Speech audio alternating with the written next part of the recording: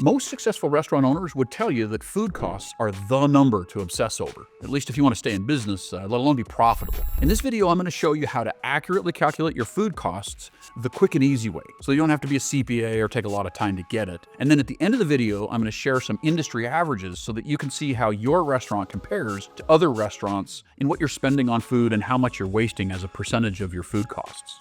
What are food costs? First off, food costs can be maddening. You think you get it all dialed in, and suddenly your supplier starts sending invoices, and it turns out that your food costs are higher than you expected.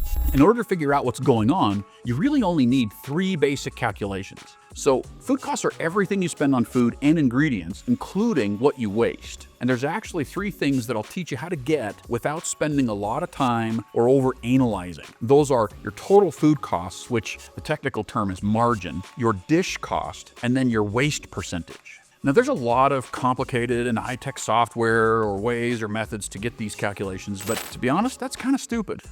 Don't do that. I'm going to show you the simple way. So your total company food costs, which is just a fancy word for the percentage of your sales that you spend on the supplies that you use to make those sales. And it's simply this. Food cost percentage, or margin, equals the total cost of ingredients divided by your total food sales over any particular period times 100. So, for example, let's say you purchase $50,000 in a month in food, and you have $200,000 in that same month in sales. That's a 25% food cost. Now, most software you can get this directly from by just going to your profit and loss report. It comes with almost every restaurant management software I'm aware of, and even generic software like QuickBooks. Let me give you a tip. When you're calculating your food cost or your margin, calculate it for 3 months, not just 1 month.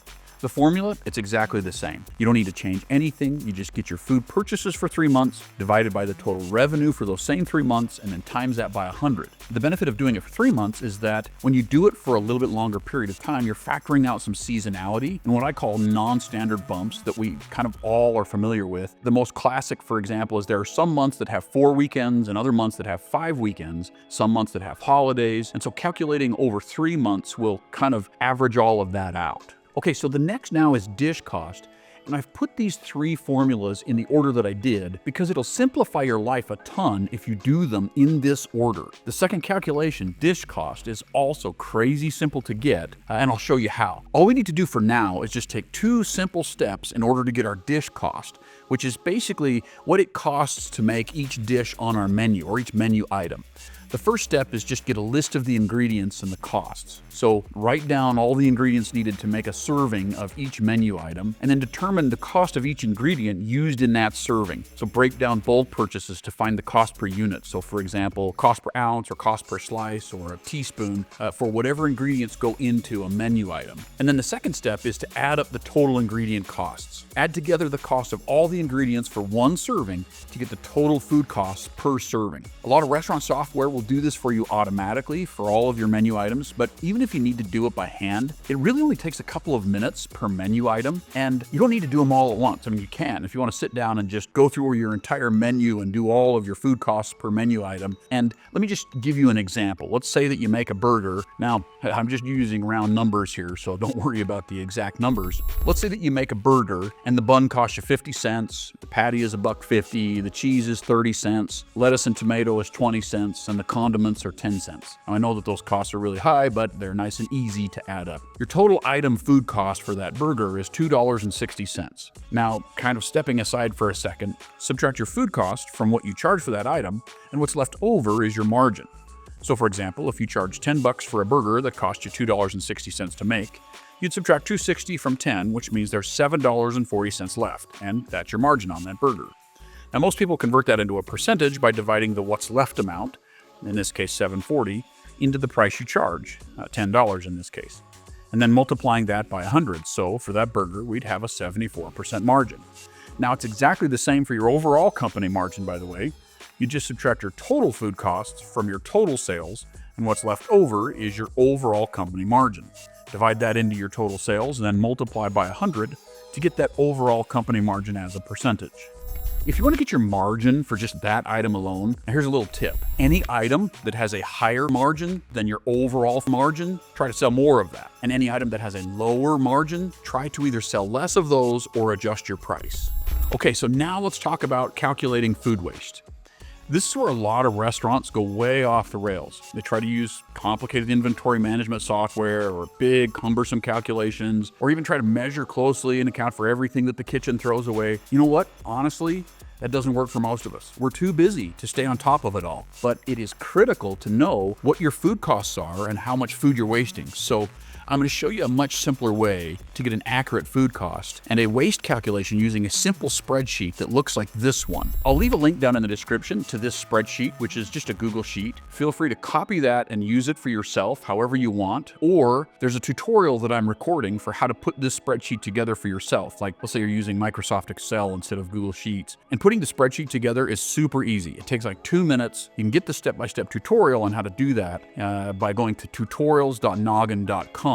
Which will take you to a YouTube playlist with just all tutorials. Look for the one titled Build a Food Cost and Waste Worksheet, and that'll guide you through every step. Again, there's nothing complicated, no programming, anyone can do it. But once you've got this worksheet, now all you got to do is first enter the name of your menu items in this first column here. I've just put a few down in here, 20 items. Go through each of your menu items and enter them into this first column. Second, you're going to now go in and put in your per item food costs, which we calculated in the last step. So just add those into this second column here. Third, now go to your point of sale and get how many times you sold each menu item in the last 3 months. So let's say, for example, that you sold a cheeseburger 203 times and you sold a veggie burger 115 times. Just type in the number of times that you've sold each of those dishes throughout the last 3 months, and that will then fill out automatically. You'll notice that this spreadsheet that I've given you, or if you use the tutorial, the instructions will show you how to do this. It will automatically start to calculate your total food cost for each of these items. And you'll notice up here that in this column, it's calculating your total, what's called the zero waste food cost.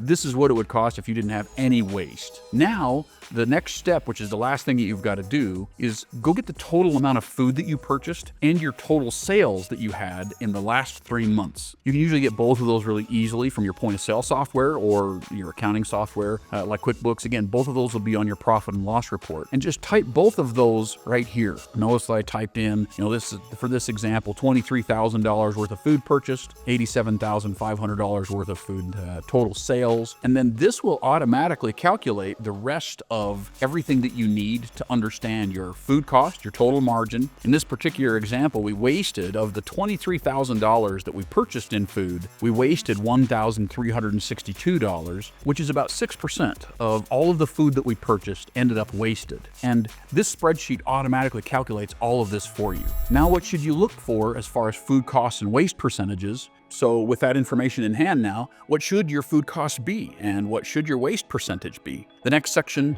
I'll go through some statistics according to industry experts as far as what averages are for restaurants throughout the United States. Full service restaurants aim for your food costs to be between 28 and 35% is the industry average. Quick service spots, you can get away with between 25 and 30% food costs. Bars, for example, 15 to 25% because nobody orders a $10 martini for the free olives. And then you've got like some specialty or niche restaurants. According to the data, those range anywhere from 25 to 40%. So for example, vegan or plant-based menus, they're often up around 30 or 35% because of the cost of fresh organic produce. Buffets are usually higher, 35 to 40% because there's more waste. Pizza, usually 20 to 25% of revenue. And then let's talk about waste. The industry average is between 4 and 10% of total food purchases. Fine dining is usually around 8 to 10% food waste because there's premium ingredients and they have more complex menus. Buffets are usually also up around 7 to 10%. Sometimes they can get up close to 12%. But again, you should be making up for that with saved labor. And then casual or quick service restaurants, most everything else are usually between 4 and 6% because they have tighter menus and better portion control most of the time. In my next video, I'm going to be going over labor costs in more detail, how to calculate your actual labor costs and how to keep them healthy. Food plus labor costs are almost always the biggest cost for every restaurant. And when you add those two together, that's what's called your prime cost. That is the most important metric for any restaurant. So subscribe to get that video when it comes out on the labor costs. And if this particular video helped, do me a favor, hit the like button and leave me a comment or share it with another restaurant owner who could benefit from knowing how to calculate their food costs and their waste percentage the easy way.